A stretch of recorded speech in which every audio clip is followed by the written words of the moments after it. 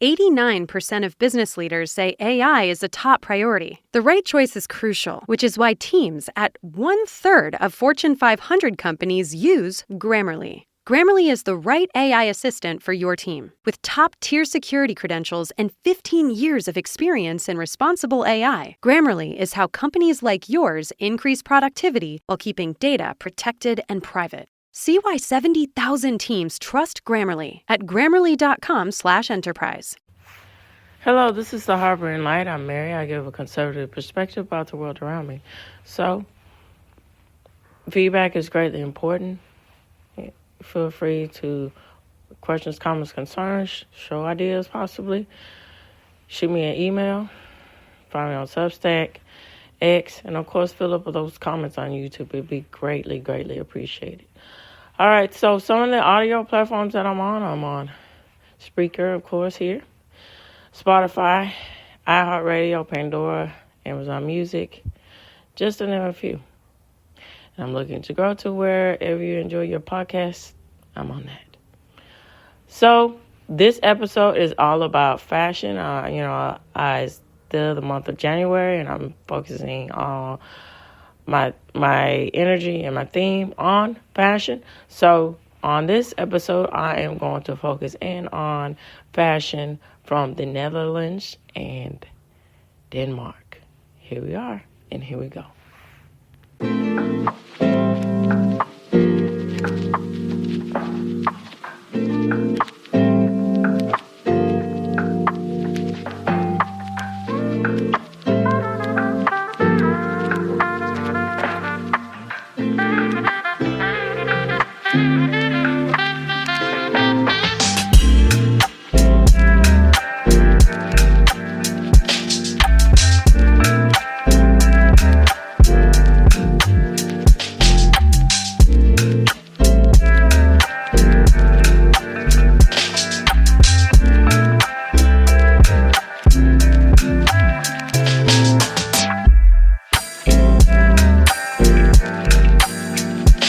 Okay, so here's some couple of thoughts that I do on my Substack page on Saturday, or Fashion of Thought here.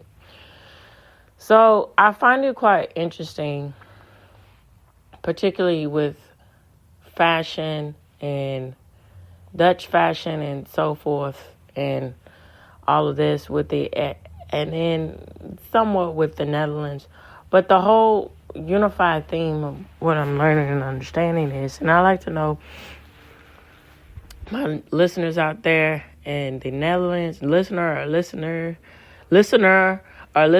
out there in the Netherlands and let me say that again, and in Denmark. Let me know your perspective about what you wear, what you like, about what I'm talking about as far as fashion appeal, or the fashion, I don't want to say trend, but the fashion, I guess, ideology or thought process in your countries. So it's quite interesting about the fact of sustainability being earth conscious, and that goes a whole lot of ways with the business ethics too, when it goes into textiles and creating clothes. And all this is nothing. This is from both sides, from America on to international territories, with the real issues and the problems with, unfortunately, big companies like, for instance, Nike and so forth, doing these things where, run the risk of doing unethical things in the height or in the way of getting product out there quickly, fast, and ready. And so it's very commendable here when you get into the aspects of countries that want to, scale down and think about the process of what they're doing and what they put into their clothing, and that becomes a whole social impact of how people view what they're wearing and the society here. And it links into that. So that was a very interesting documentary that I saw this past summer. And so it was about this retail brand. It was kind of like, I'm trying to remember the name, but it phases me because I'm not teenage anymore. So anyway, so it focused in on the aspect of the downfall of ready to wear. And the aspect they showed, websites. I would equate that to today more prevalent to Temu sort of mentality of, oh, this is cute, this is trendy, this is nice, or the TikTok mentality of constant going through your TikTok, whatever, however they say real, whatever they do on TikTok. I'm not a fan of TikTok, but here we go. And then, going and, oh, that catches my attention. I want to get that. And not having, as I said before in previous episodes in this month that I'm talking about fashion here, there's no real sense of thought process behind what you consider or what you like about clothing. So, and so that it showed in this documentary, it showed the impact, so, you take it with a grain of salt. Unfortunately, there are a lot of documentaries that fudge the truth and they make it hyperbolic, and all these things. But the unified theme, I think, to pay attention to is that is an issue here. When you consider the aspect of where do these things go, where do all these clothes go, and what is the aftermath of constantly wanting something new.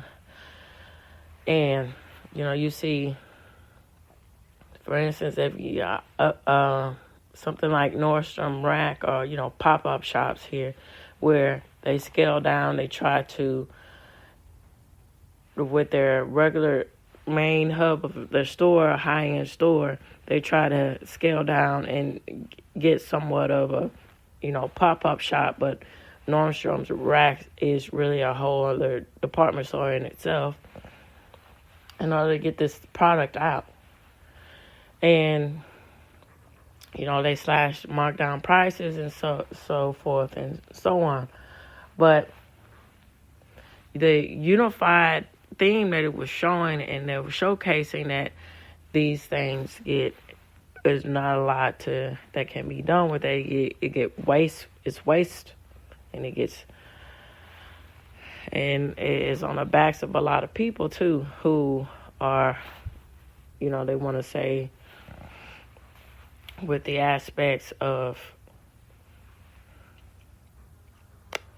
making a social conscious awareness of, is it really worth it here to rein everything in? Is it really worth it to constantly want something instantly and not really, having that mentality? Okay, I'm just going to slow down and process what I like, what I don't like, and what works for me.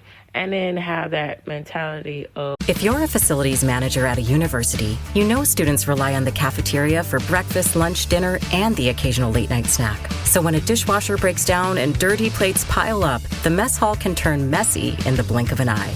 Enter Grainger. With over 1 million industrial-grade products and fast delivery, the product you need now is never far away. So you can turn that dishwasher back into a lean, clean washing machine. Call, click Grainger.com, or just stop by. Grainger, for the ones who get it done.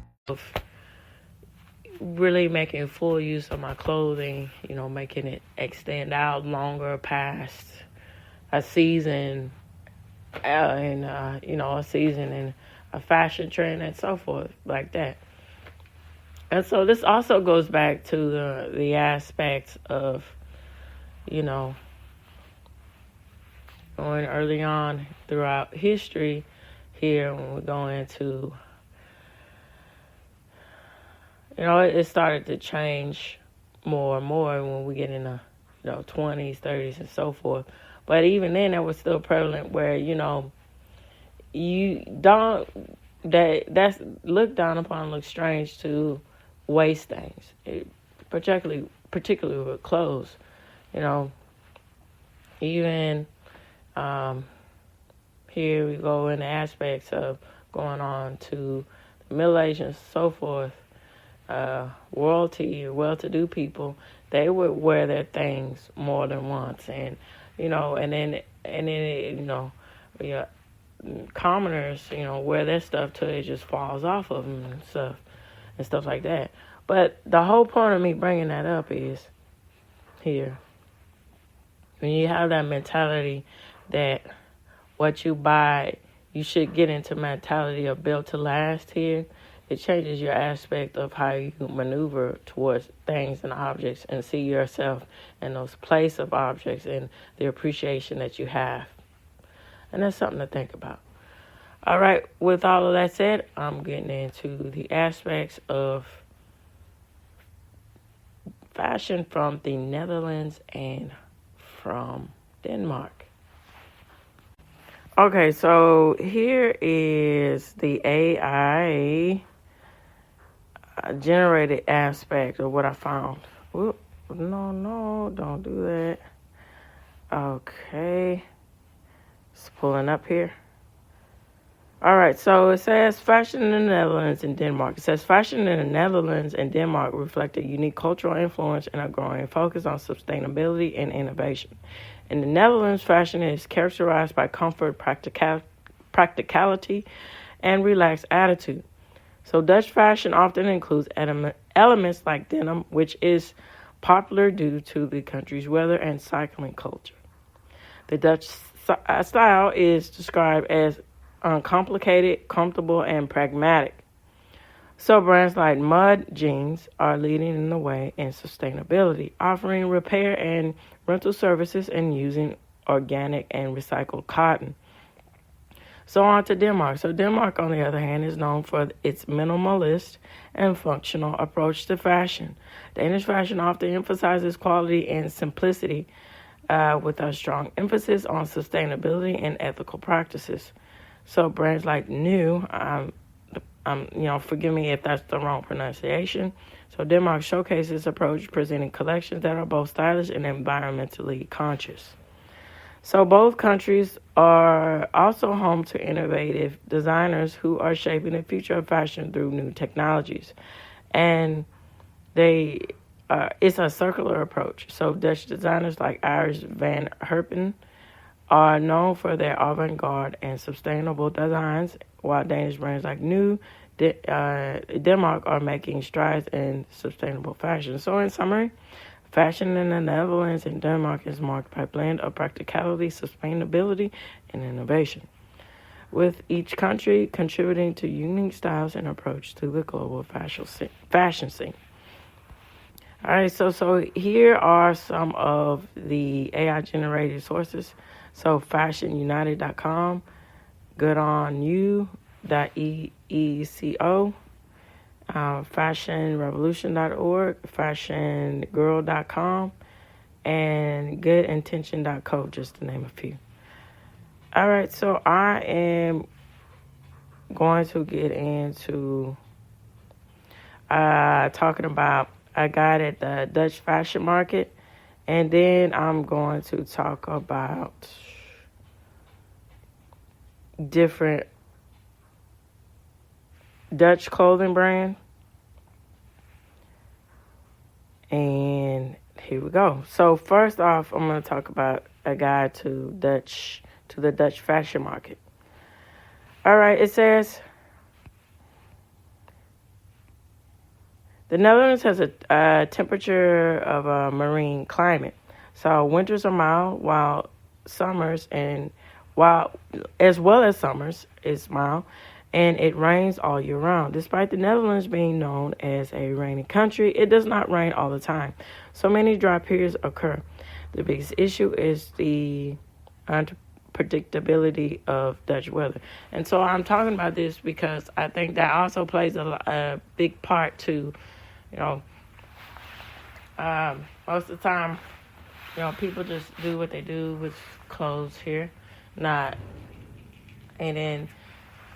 but a lot of, other hand of the time, what is worn, it centers around the weather a lot, and that's an interesting element to add into the aspect of fashion too.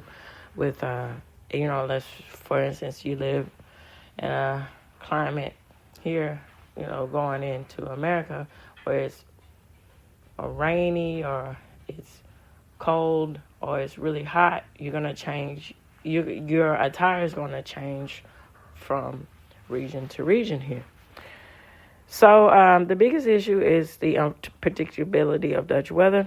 You never know what it's going to be. Because of the weather, fashion brands from countries with roughly the same climate do well in the Netherlands. So brands from countries like Sweden, Denmark, and Norway, for example, also clothes for the autumn or winter seasons tend to sell better in the Netherlands than clothes from the spring and summer seasons because those garments are worn more because of the weather. So the Dutch style of clothing. So Dutch consumers are less fashion sensitive compared to consumers in Germany. So the United States, United Kingdom, or Sweden. All right, so why is this? It says the majority of Dutch consumers think fashion is overrated. So only 10% of Dutch people who buy clothes say they follow fashion trends. Yet over 44% of Dutch people consider fashion very important. So most important to the Dutch are fit, price, and style. So much less important do they consider where the garment was produced and whether it is a unique garment. So Dutch consumers prefer comfortability and flexibility. People wear one set of clothes and keep them on throughout the day. So Dutch people generally do not dress up during the day and wear the same outfit at work or to the pub. So Dutch fashion style is above all uncomplicated, comfortable, relaxed, pragmatic, and practical. So a certain modernness is tolerated. But the Dutch do not like to make a fuss. So since cycling is the most important popular means of transportation, clothes should be practical above all else. Finally, denim deserves a special mention. So the Dutch love denim very much. So the Dutch own an average of 5 to 4 pairs of jeans per person. So Dutch weather also plays a role in this because it's almost never too hot for jeans in the Netherlands. So culture with bargains in Dutch culture. Sell promotions, sell offer, everything must go or free. So bargains is its own culture. So the Dutch dare to buy cheaper and be action-oriented, according to the source. Unlike in other countries, quality confirmation by a brand name is less important, or retail is also focused on that with the told through the newspaper. So it's very prevalent, too, with the aspect of that, as the mentality of thinking about it, particularly this whole idea. It reminds me of this. So when I was growing up, it was prevalent that it happened more so along the lines of when I was in the 5th grade, and the aspect of uniforms. And so with uniforms, you get into the notion of and then so forth. Uniforms stopped when I reached the 8th grade. And then when I got into high school, you could wear whatever you wanted. Well, not whatever you wanted, but you get the idea. You didn't have to wear uniforms anymore. So, it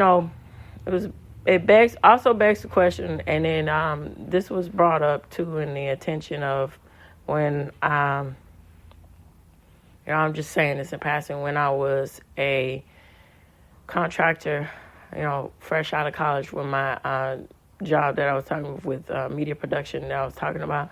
So there was a class, and there was a guy who came in, and he was talking about Singapore, and then he was talking about different aspects of the Asian market, and he was talking about school and education. He was talking about the aspect of uniforms, and then he was talking about, and then this discussion came up with this aspect of, not being bullied for you not wearing designer clothes, versus the practicality of uniforms.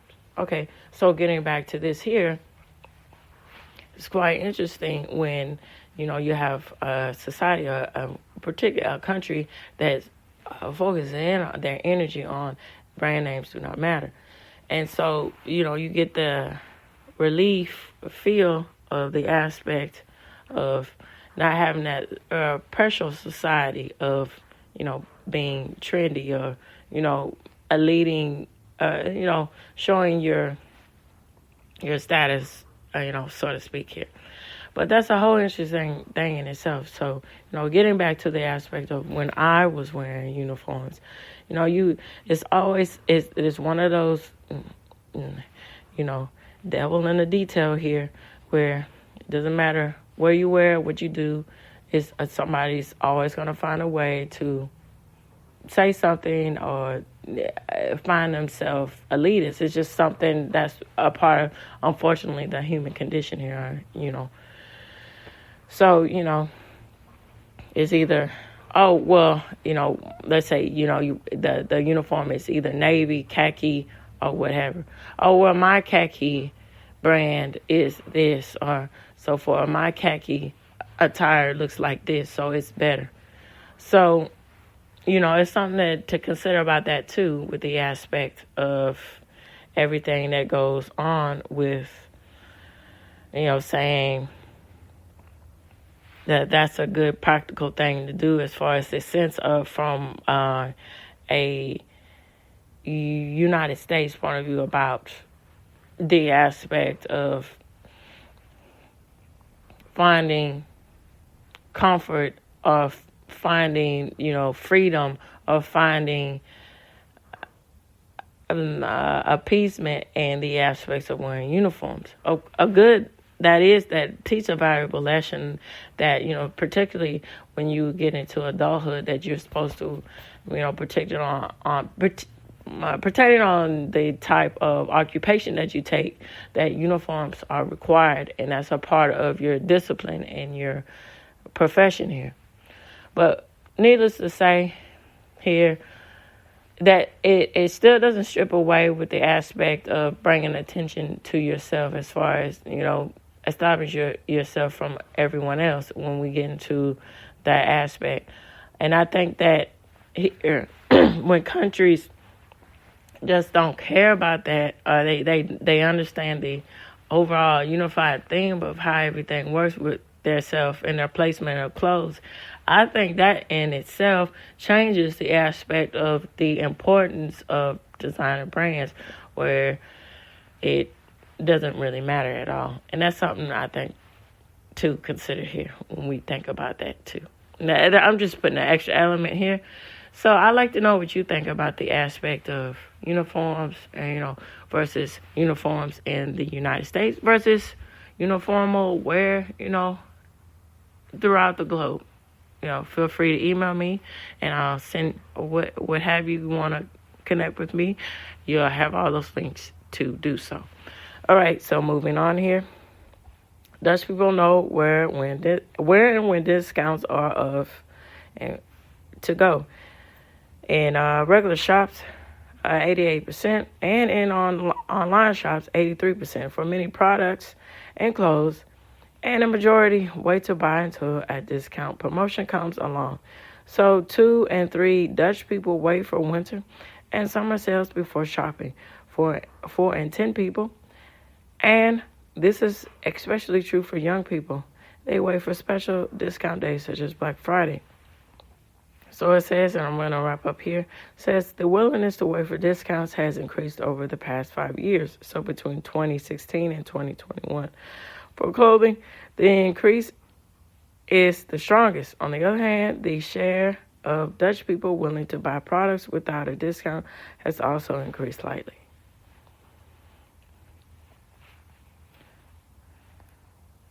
All right.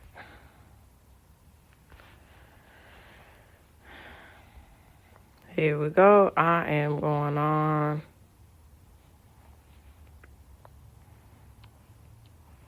fashion brands here. So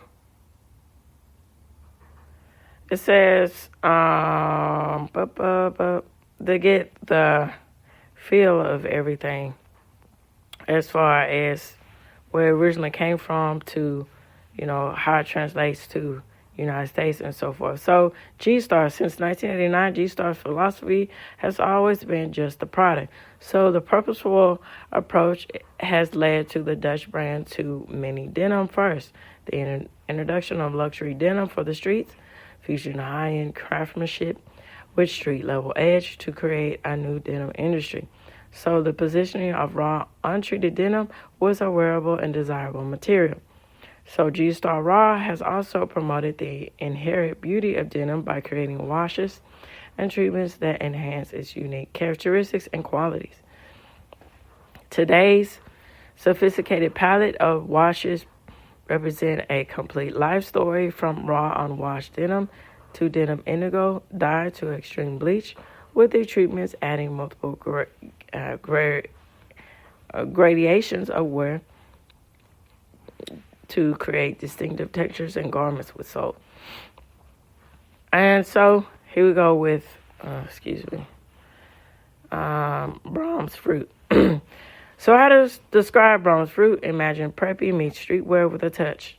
So Amy Lemondor holding hands with About Blank all embrace a seamlessly obsessive symbolism of fruit and garment at large.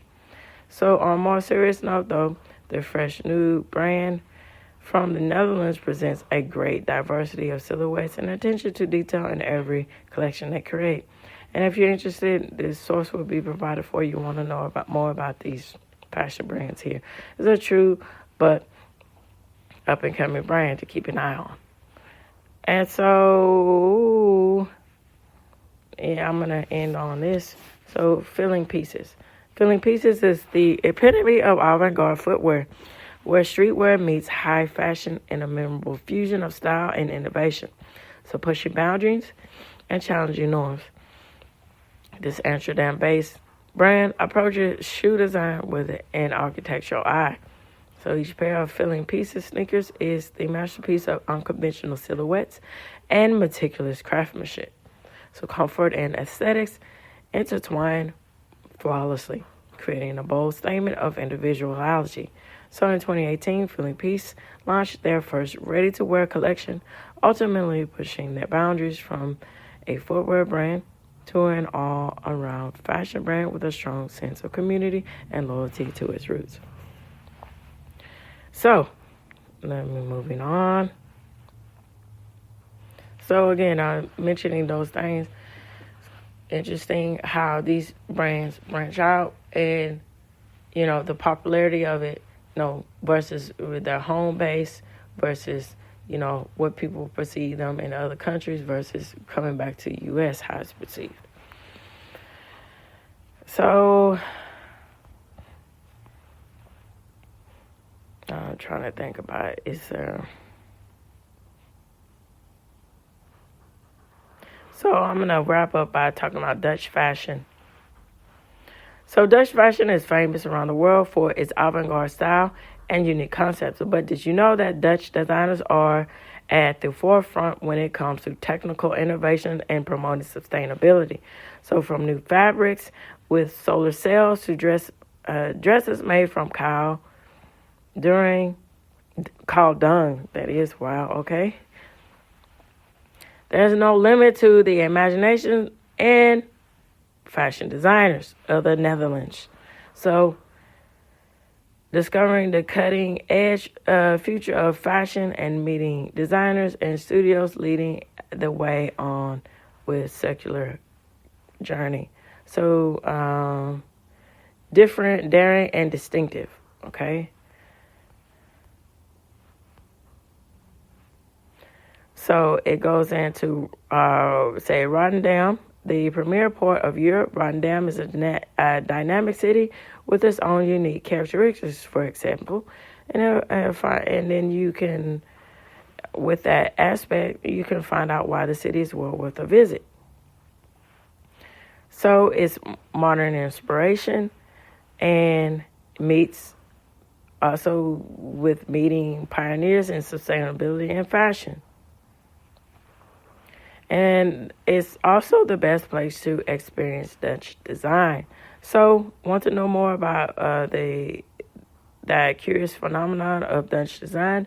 We can tell you everything you need to know, all at the best places to go for Dutch designs experience during your visit at the Netherlands. Okay. So it says, design and Dutch culture, if you're interested. And they have different houses, Dutch design to immerse yourself in Dutch design, houses of style, well, houses of design, that is. If you're interested in going, they have that link. So they have a design museum and so forth. So let me get back to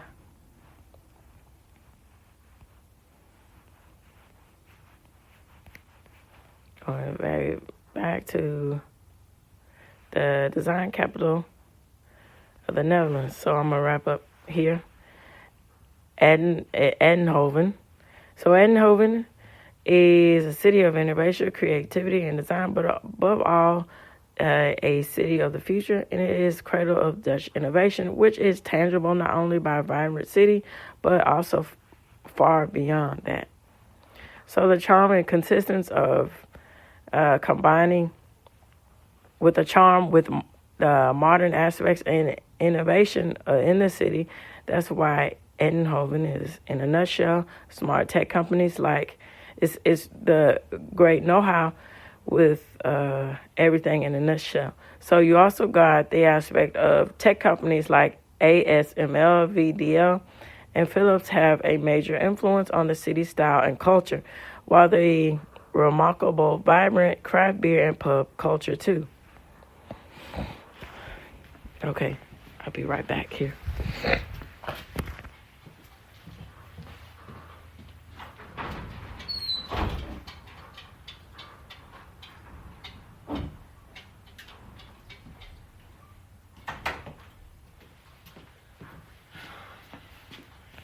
All right, sorry about that.